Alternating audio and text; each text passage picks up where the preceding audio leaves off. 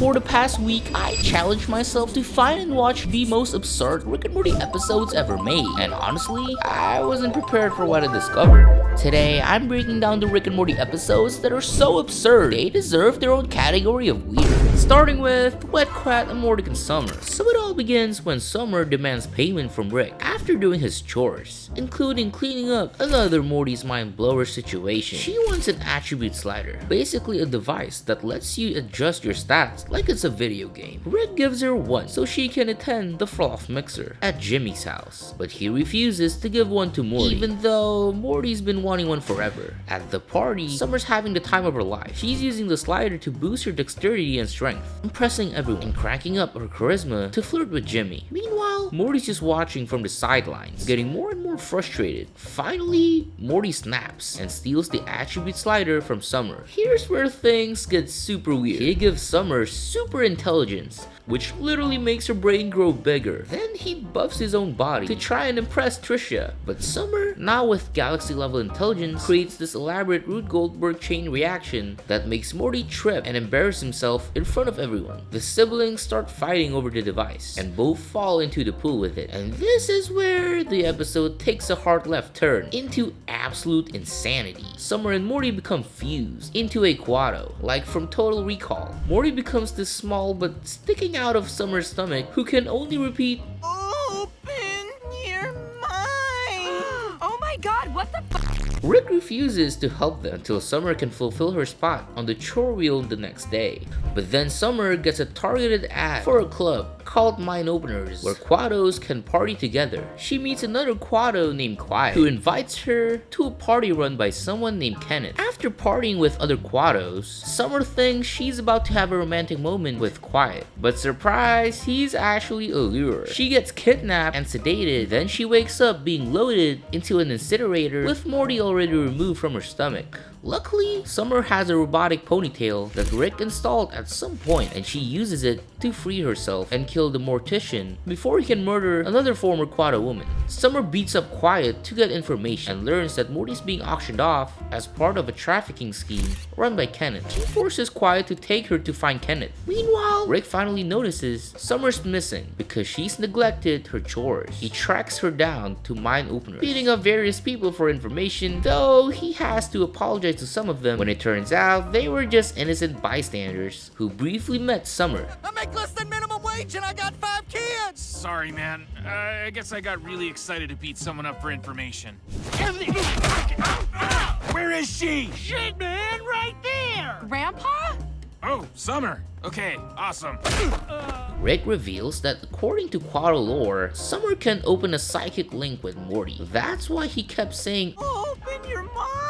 Summer manages to connect with Morty psychically, and he tells her his location. They arrive at Kenneth's lair, where Quiet immediately gets killed through his psychic warfare as punishment for leaving them there. Rick tricks 2 guards into running away by pretending to have psychic powers. Then he and Summer search the complex for Morty. During their fight with Kenneth's guards, Summer complains that they're only in this mess because Rick wouldn't separate them when asked. She points out that Rick lets Morty do everything for free. Rick reveals that he basically sees Morty as a dog who follows him around. I mean, I'm not a grandpa yet, but I for sure will not look at my grandson as a dog. But on the other hand, he respects Summer more as an equal because she reminds him of her grandmother, Diane. They find Morty on a boat and have to fight off all of Kenneth's guards. During the battle, Quado Morty actually holds his own by sedating Kenneth's scientists. When Summer and Rick confront Kenneth, this Quado suddenly jumps out of him, killing Kenneth in the process, and gets into a robotic spider device. But wait,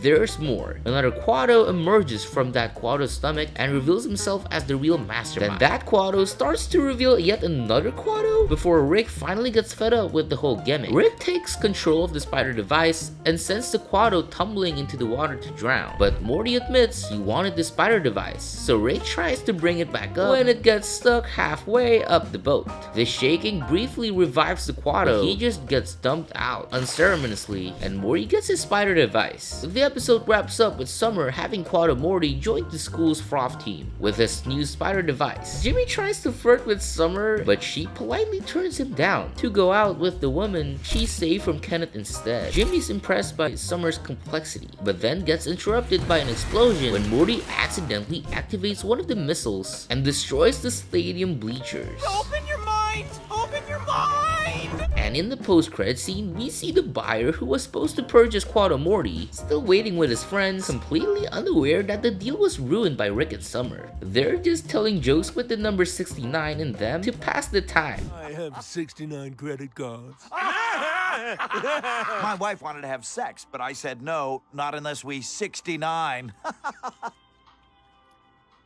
This one was a weird one for sure, especially the fusion of Morty and Summer. Ugh, classic Rick and Morty insanity at its finest. But let's dive into another absolutely absurd episode, Mortiplicity. If you thought the Quado episode was confusing, buckle up because this one will literally make you question reality itself. The episode starts with what seems like a normal family dinner. Christian God is real. He's been asleep for thousands of years. We're gonna sneak up there and kill him. Mob style. Just whack his ass. You know, typical Tuesday conversation in the Smith household. Beth announces that Jerry's getting a job, which Rick immediately flags as suspicious because, let's be honest, it's Jerry. And that's when squid-like creatures break in and shoot everyone in the family. But plot twist, they're decoys. Cut to another family getting attacked in their car, then another family getting ambushed in Italy. It's like a twisted game of whack-a-mole, except the moles are your favorite cartoon family. Rick explains that after the whole Space Beth situation, he created multiple decoy families scattered around the country to protect them from assassins. Smart plan, right? Well, it would be if the decoys hadn't started making their own decoys without telling anyone. And this is where the episode completely loses its mind. We get multiple Rick families discovering other Rick families, each thinking the others are the fakes. One family finds decoys, making more decoys, and everyone's paranoid about who's real and who's not. The best part, some of the squid attackers turn out to be the decoy families in disguise. It's like Among Us, but with interdimensional family units. The paranoia spreads so much that decoy families start killing each other just to prove they're the real ones. But it gets even weirder. There's a scarecrow like Rick who's so poorly made he knew he was fake from day one, so he's been harvesting skin from other decoys to look more human. Meanwhile, there's a glockenspiel version of the family, yes, they're literally musical instruments, who are trying to save other decoys instead of killing them. The glockenspiel family creates an underground community for decoy refugees, which honestly sounds more functional than most real governments.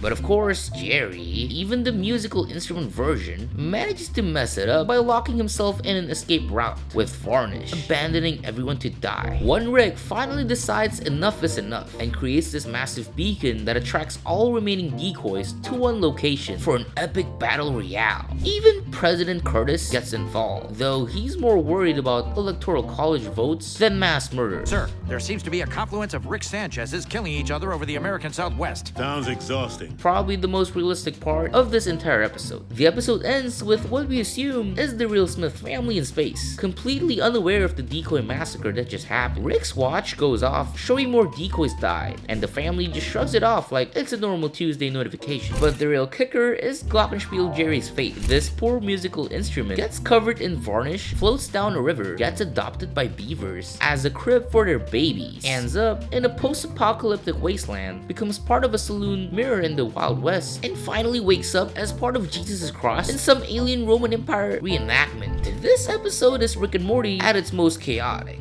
It starts with a single premise and spirals into complete madness involving identity crisis, family warfare, and the eternal suffering of a musical instrument Jerry. It's absurd and somehow makes perfect sense within the show's universe, while making no sense at all. But if you guys are enjoying this video so far, don't forget to subscribe to our channel and like the video. But next up is Claw and Hoarder Special Rick Tim's Morty. The episode kicks off after Rick and Morty return from an adventure involving a purple cube that resulted in the death of their assistant Chachi. Classic Rick and Morty. They can't even do a simple fetch quest without casualties. Morty reminds Rick about his promise to get him a dragon, but Rick tries to brush it off like a parent avoiding the pet store conversation. When Morty keeps pushing, Rick does what Rick does best. He solves the problem with violence and chemicals, spraying Morty with some gas. But because Rick's luck is about as good as Jerry's job prospects, the gas knocks them both out and sends their ship out of control. They crash in Malta, and Rick wakes up in a hospital with Beth reminding him about his dragon promise. So Rick gives in and calls up a wizard, who summons a dragon named Balthramol. Morty signs a blood oath contract, bonding him to the dragon forever, which actually sounds kinda cute, I'm not gonna lie here. Meanwhile, Jerry discovers a talking cat in their house and asks Rick about it. Rick's response?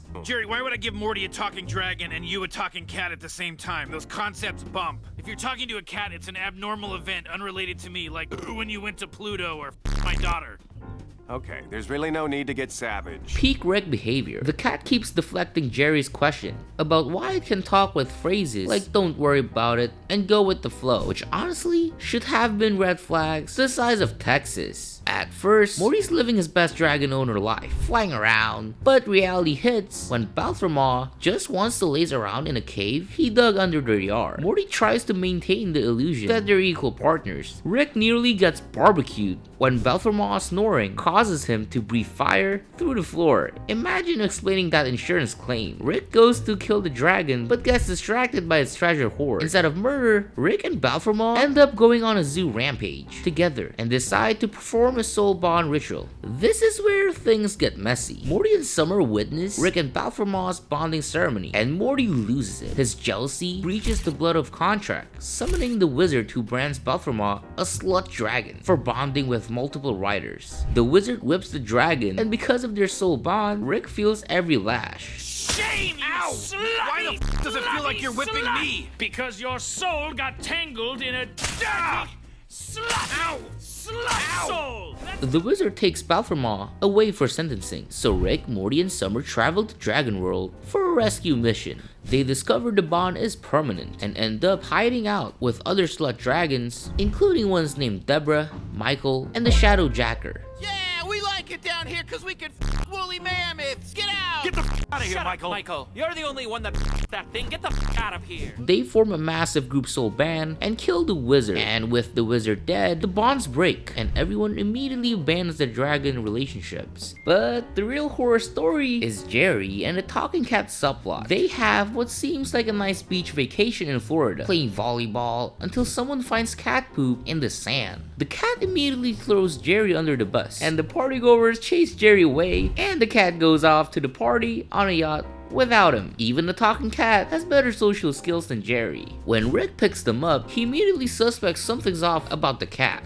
In the middle of the desert, Rick traps the cat in an energy box and uses mind scanning equipment to discover its history. What Rick sees is so horrifying that he recoils in absolute terror. Jerry wants to see too, and despite Rick's attempt to stop him, he looks and immediately starts vomiting repeatedly before crawling away in horror. The episode never tells us what the cat did, but comment down below of what you think the cat did. Rick offers to erase Jerry's memory to spare him the trauma, but Jerry initially refuses, saying someone needs to remember. However, Rick erases his memory anyway, which is probably the most merciful thing Rick has ever done for Jerry. The post-credit scene shows Balthramar and the talking cat becoming friends, as Fallow rejects. This episode was one of the most chaotic, weird, and absurd thing in the whole entire series. Now, let's dive into what might be Rick and Morty's most absurd episode, Rick the Penance Spray. The episode starts innocently enough. Morty's at Beth's workplace, begging her to hurry up so they don't miss the new Marvel movie, which is probably the most accurate description of Marvel movie hype I've ever heard. But then Morty spots something that catches his teenage attention.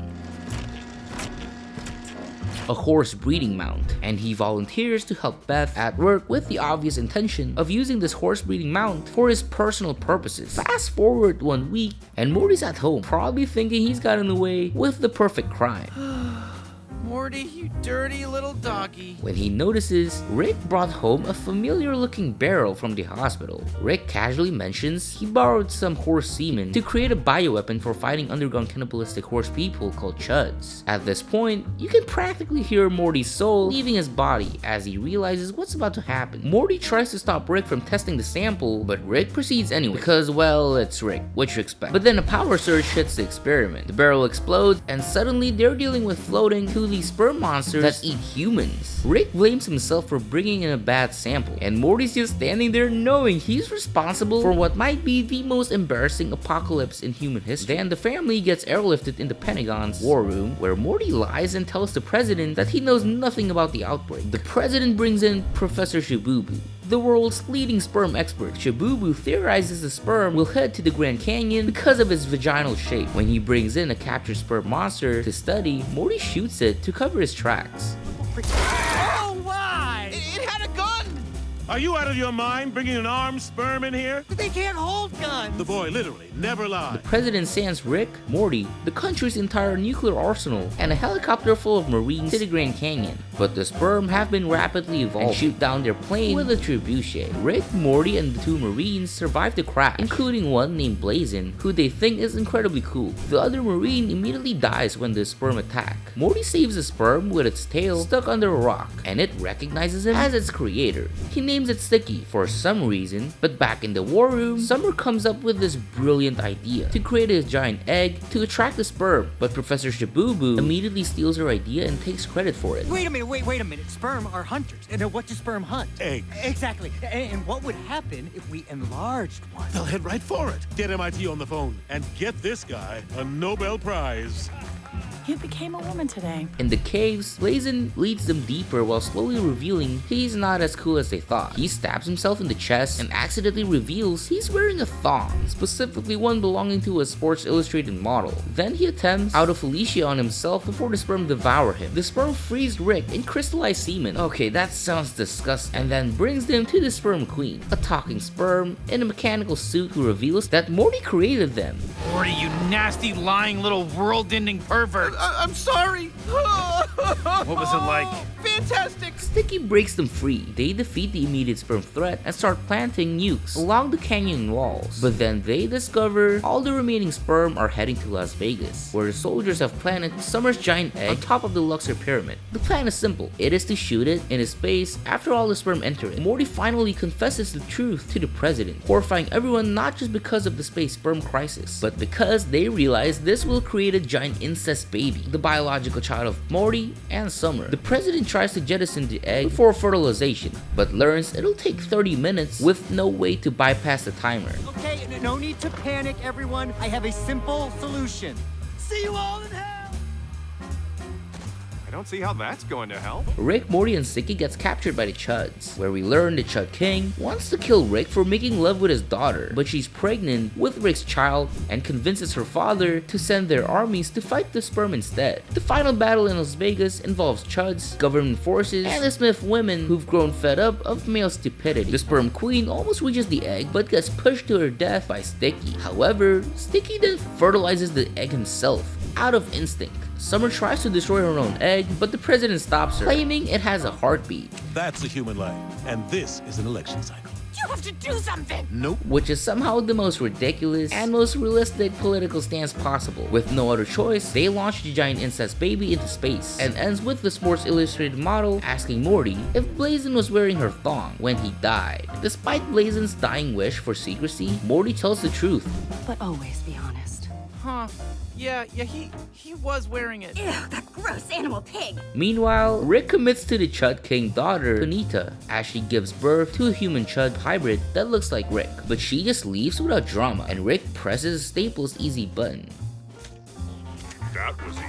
In the post-credit scene, it shows an astronaut doing satellite maintenance while discussing his guilt over abandoning his wife and child, only to encounter the giant incest baby floating in space. Mission Control just complains about his personal drama while he's being terrorized by the consequences of the episode's events. This episode was crazy, disgusting, so gross, but it's actually kind of funny at the same time. I personally think this episode is probably the most absurd episode in the entire Rick and Morty series. But next up, we have Gotron Genesis Revenge Line. The episode starts with Rick, Summer, and Morty heading to Boo World. Yes, that's apparently a real destination in the Rick and Morty universe. And honestly, I'm not surprised. But Rick spots something on a nearby moon that derails their vacation plans. A blue Gotron ferret. These are basically animatronic Voltron style vehicles that Rick is absolutely obsessed with collecting. Morty tries to convince Rick to stick to their Boo World plans, but Summer immediately offers to help Rick get the Gotron. Morty starts doing a mafia movie style voiceover about dark times ahead, but Summer cuts him off with her own voiceover that Morty can actually hear. They collect the other 4 Gotrons off screen and convince Beth and Jerry to join them in fighting an interdimensional monster. When they combine their ferrets into one giant Gotron, they easily defeat the threat. Rick is so thrilled with the success that he immediately starts planning to get other Ricks their own complete fair sets. Because Rick's solution to enjoying something is always to industrialize it. Rick throws a barbecue and invites 4 other Ricks and their families over to discuss business deals. One Rick named Hothead Rick gets angry during negotiations and storms off. And you were driving a Ferris? We all are, moron. Give me the key. You'll regret this, you level-headed But Rick just replaces him with another Rick. The 5 Smith families combine their Gotrons into a massive Go-Gotron, and they easily dispatch monsters crossing into their dimension. Summer starts climbing the corporate ladder, while Morty gets treated like entry-level staff, and Rick's obsession leads him down the classic path of substance abuse. At a nightclub built to hide from enemies, Rick drunkenly announces plans for a Go-Go-Gotron. Morty steps outside for air and gets kidnapped by the original pilots of the Gotron ferrets, teenagers drawn in anime style who the Ricks have been killing to steal their robots. The anime pilot tried bribing Morty with Boob World currency for insider information, and when that fails, they try to assassinate him. Meanwhile, back at the club, Hothead Rick shows up to destroy the place with his ferret, killing a Rick in the process. Before getting himself killed, Summer responds to this violence by having Morty thrown out of the operation entirely. Summer also fires Beth and Jerry on a whim, while Rick hires Kendra and her pilot friends. But then Rick fires Summer too. Back home, the family's trying to readjust to normal life when Summer has a breakdown and confesses something huge. Remember her giant baby from Rick Dependence Spray? Turns out the government captured him and took him to Mars, hoping Summer could turn him into a weapon. Instead, she bonded with her giant son and helped him escape. She named him Naruto, because of course she did. This revelation explains Summer's desperate attachment to family teamwork. She's been carrying this weight of secret relationship with her giant baby son. It's weirdly touching for an episode about robot collecting addiction. When Morty realizes the anime pilots are planning to kill Rick, the family mounts a rescue mission riding on Naruto's head. The giant baby smashes the Go-Go-Gotron apart, killing all the pilots and saving Rick. The episode wraps up with Morty and Summer doing another voiceover about life returning to normal, Rick losing interest in the ferrets, and monsters continuing to kill millions daily because nobody's stopping them anymore. In the post-credit scene, it shows bug monsters preparing to travel through a portal to share the cure for AIDS. But when one emerges, it gets shot because it looks like a screaming monster. This episode is basically a masterclass in how Rick's obsessions destroy everything they touch. It is absurd and actually touching at the same time, making this episode kinda special in my opinion. But hey, if you guys enjoyed this video, don't forget to subscribe, like the video, and comment down below on which episode you guys think is the most absurd out of all of them. Don't forget to click here to watch some of our other videos. Until then, I'll see you guys next time in the next Rick and Morty video. Subscribe!